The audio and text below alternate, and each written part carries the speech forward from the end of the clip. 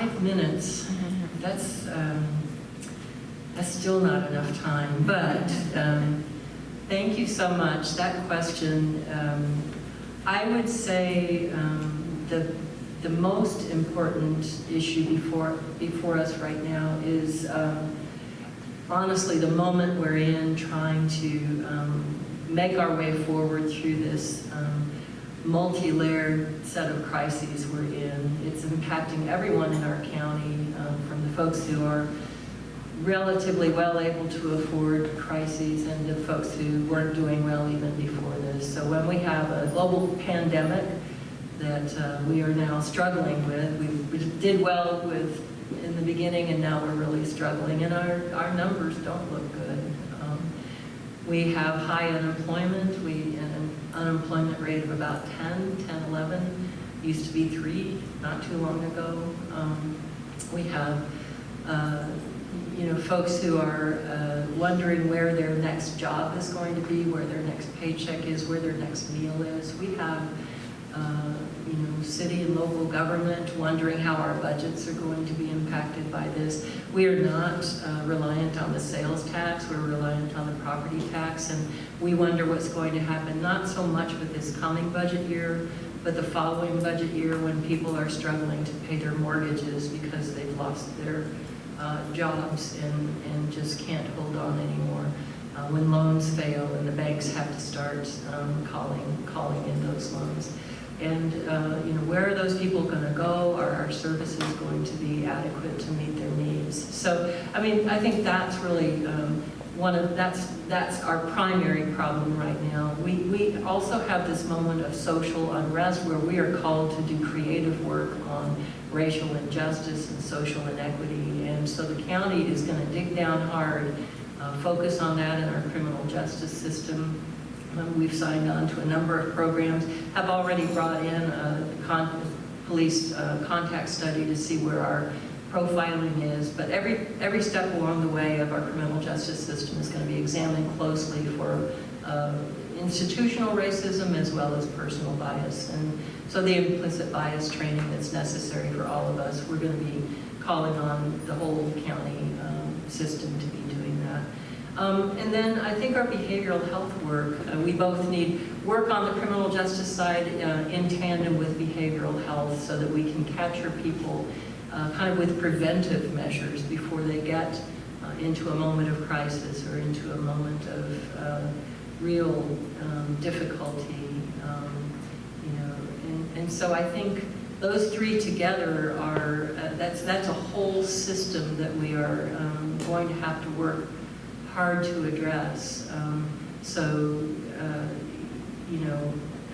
Seeing our way through this COVID pandemic, getting a hold of what it's going to look like to truly get back to normal. And I think we thought we knew what that was going to look like even a month or two ago, and then suddenly with numbers slipping, I think we aren't sure anymore what opening the schools look like, what opening KU looks like, what opening our businesses looks like, in a way that is safe, in a way that we're not opening the door to just absolute devastation. I think we're in the early phases of this tragic event, and so that's just, I think that work is going to be with the Douglas County Commission for years. The economic recovery, the public health recovery, the recovery of people's confidence and sociability and psyche. And luckily, the Douglas County is pretty good at that kind of work, good with collaboration. We're working closely with all the superintendents around Douglas County, both the Lawrence system and Baldwin City and Eudora and Lecompton even meet with the superintendents regularly. And I'm watching them struggle as they figure out how to open up our schools safely. And so we will work with anyone who wants to work with us, and we work with the public schools, we work with KU, we work with businesses, all of the agencies, the health agencies, to do that. So getting through COVID, working through our criminal justice issues, of course, those now don't include expanding the jail, so those funds will be able to be applied to much of the rest of this work. And then our behavioral health initiatives, we just have to double down on those, especially on prevention. The first thing I think is certainly the opportunity that we have to lean in for more justice to happen right now. That having justice it's making progress, and there's an opportunity that we have right now. I've been working with a group for 5 years, just listening and in the community through Justice Matters, and I think that we are in a time of people's hearts being open to seeing things that maybe we haven't seen before, and there's an opportunity to make improvements. I think that we don't know what that all looks like here in our community, and that the best solution for that would to have someone from the outside come in and just look at that process, and wherever we're at that process, that's the reality that we start from and move forward and go from there. So it's kind of like, I think of it like, if you've ever gone to marriage counseling, there's just things you can't see and you need someone to help you see things from time to time. So, but that is something I think the rejection of the jail expansion was a really good thing. It was voted against across every precinct in our county, and that we should honor that and find better solutions that are more creative, and there's other ways to do things. So that's the first thing. I think there's an opportunity right now for everything to be on the table. That I get excited about that there's an opportunity for us to think about doing things differently, and that we should have the mindset that why can't everything be on the table in this time? So I'm not sure with that 2040 land plan. I haven't been a part of that. I haven't looked at that, but that is something I would look at. That is, our land use. How do we get to yes for certain things? I think as someone in the community who gets a lot of information, like just by talking with people in the journal world, and it's like, what's the plan here? Why, where is the,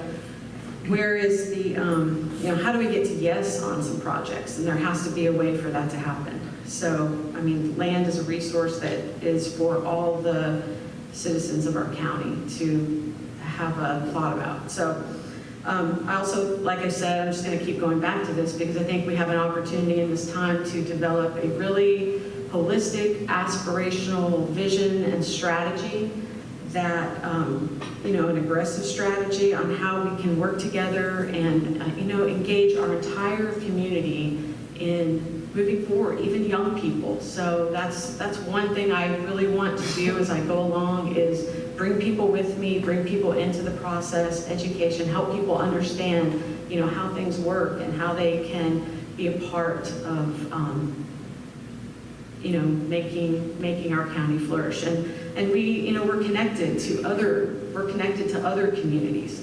When they succeed, we succeed. Their successes are our successes. So working together, even with other counties and other communities in this region. So.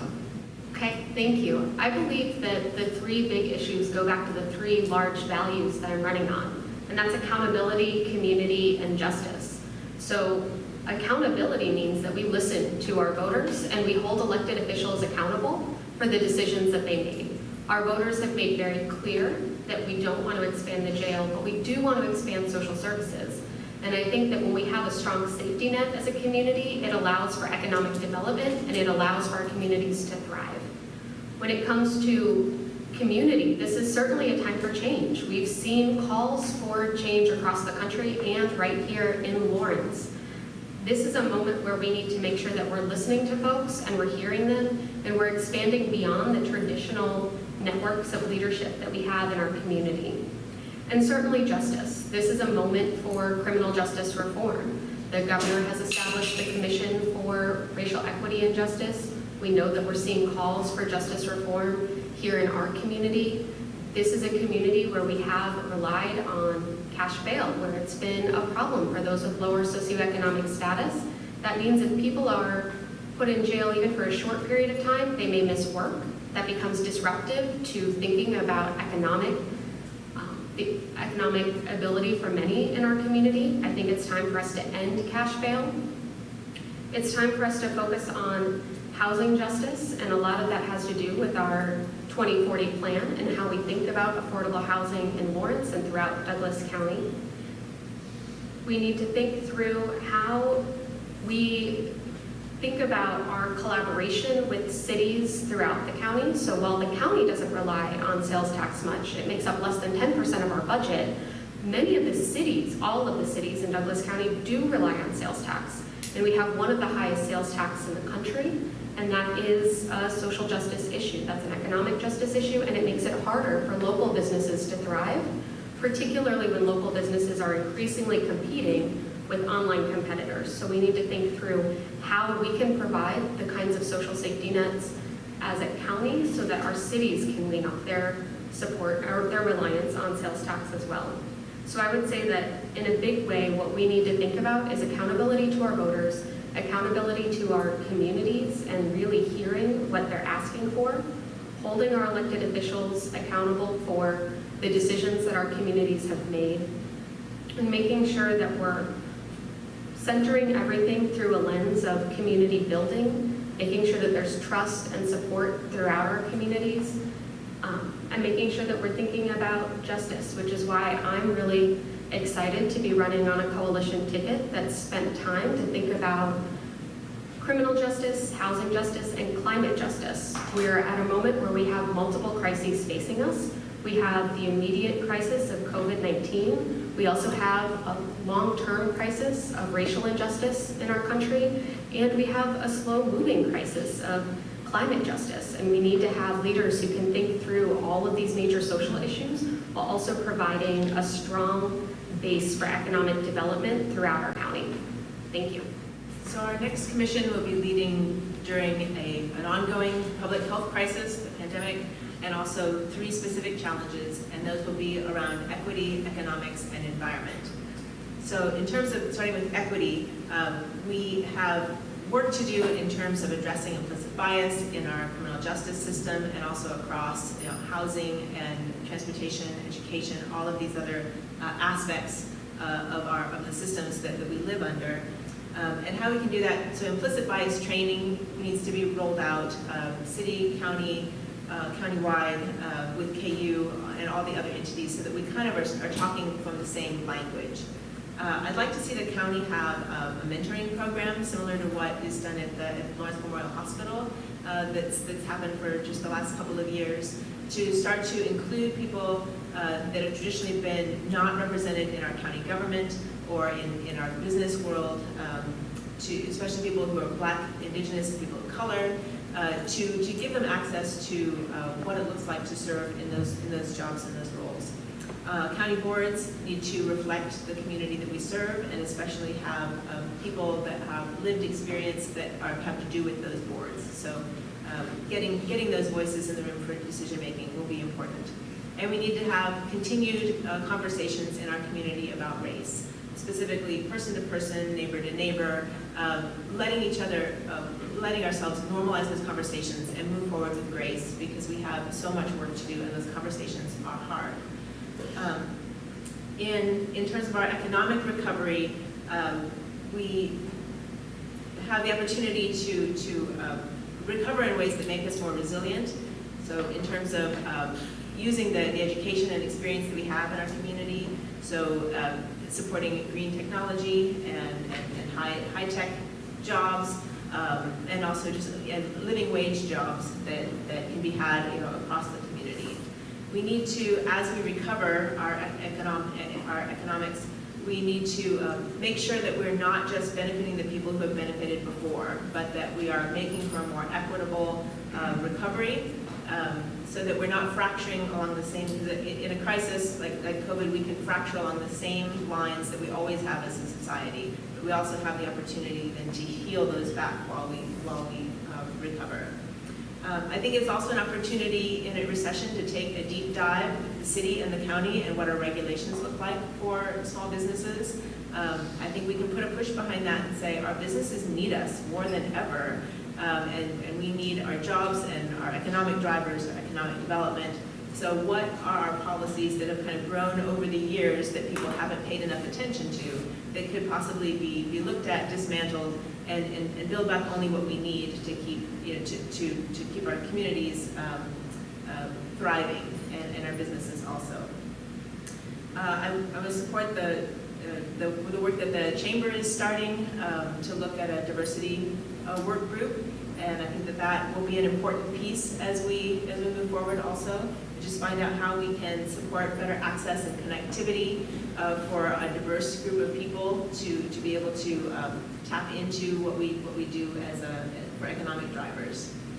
And finally, it would be the environmental piece, which is as we look at growth and development and move forward with having spaces available for future employment centers as well as housing, that we also just keep in mind, especially our native spaces. We have so few native prairies and native woodlands left in the county, a very small percentage, that we need to kind of give those special attention and make sure that we flag those for preservation.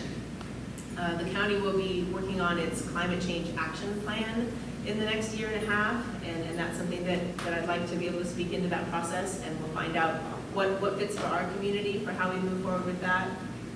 And looking at the future of farms, both from an economic standpoint and an environmental standpoint, and of course our open space program that will be in discussion with that, along with the climate action plan, to see what are our future for parks and outdoor recreation spaces, because I think we've found during COVID how much we need that for our mental space too, is to be able to get out of our houses and their social distancing or otherwise, to be out in nature and enjoy that outdoor space. So those are my three things: equity, economics, and